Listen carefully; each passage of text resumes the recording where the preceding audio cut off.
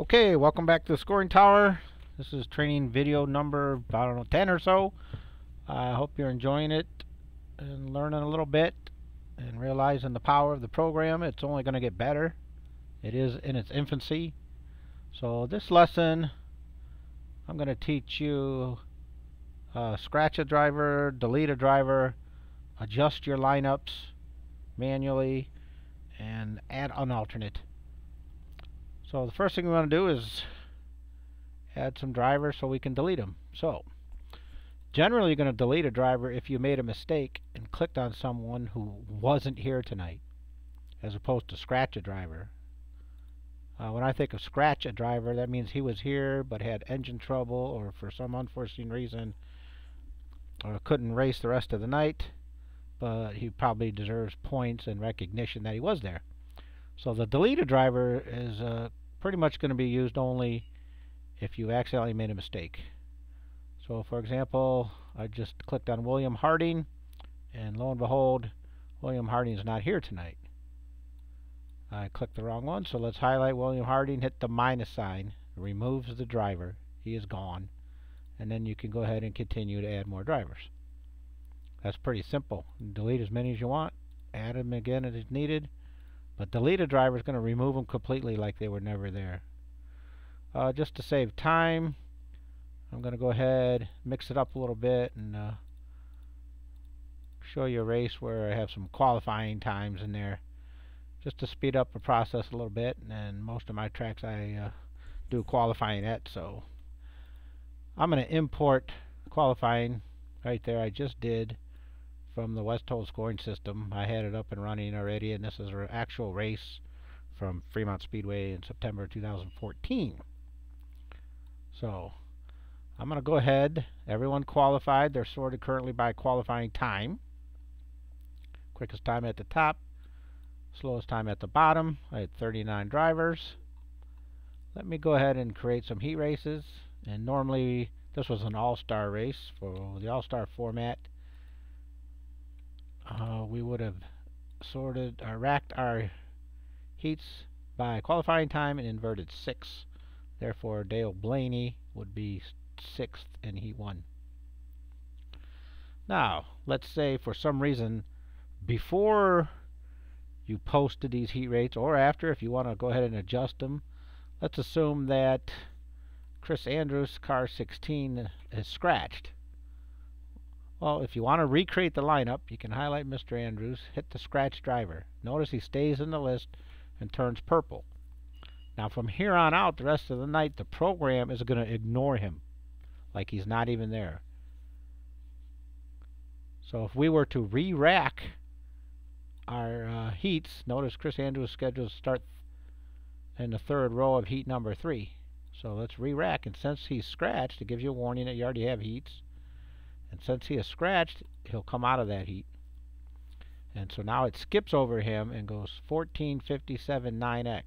1457 9X goes right to the 7C. So he'll still be here.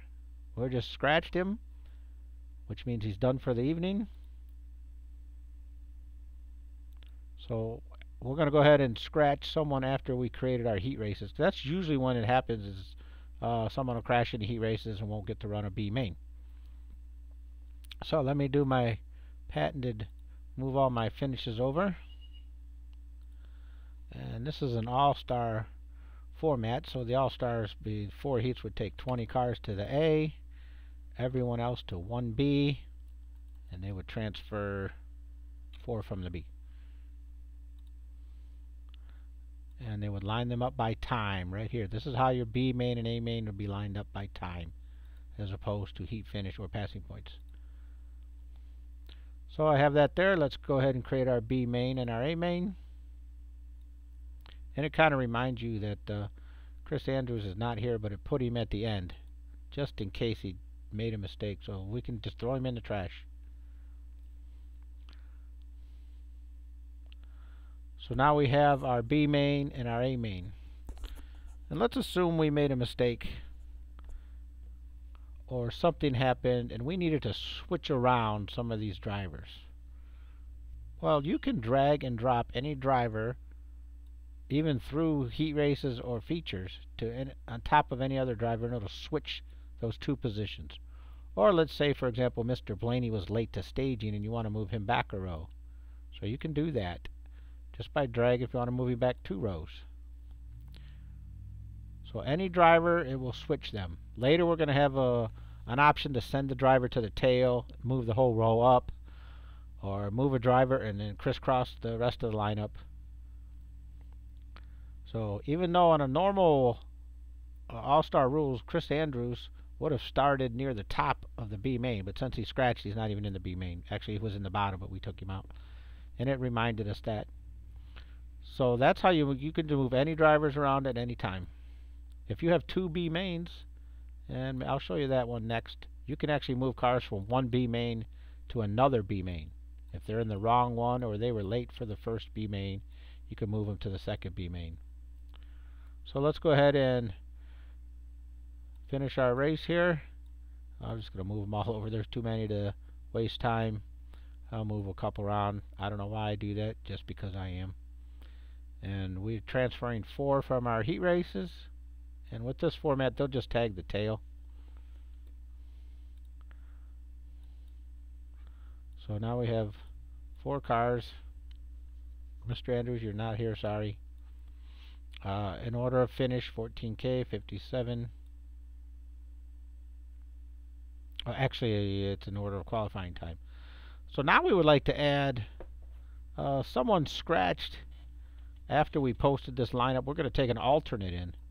So we got word that car W20, Greg Wilson, is not going to be able to make the A main. So we're going to take our 5th place finisher, which is the 7C from our B main, Caleb Armstrong. So the first thing we need to do, I like to just move them up one at a time. W20's out, so let's grab everyone. Or you can take W20 and move him down. And now I need to throw W20 in the trash. And I want the 7C. So let's go find him. Put him down here in that spot. There he is. And if you want him on the outside, you can go ahead and switch these two. And now you got a correct lineup. So quick and easy. Move drivers around, scratch a driver, adjust your lineup if you need to, and delete a driver. That concludes this lesson. See you next time.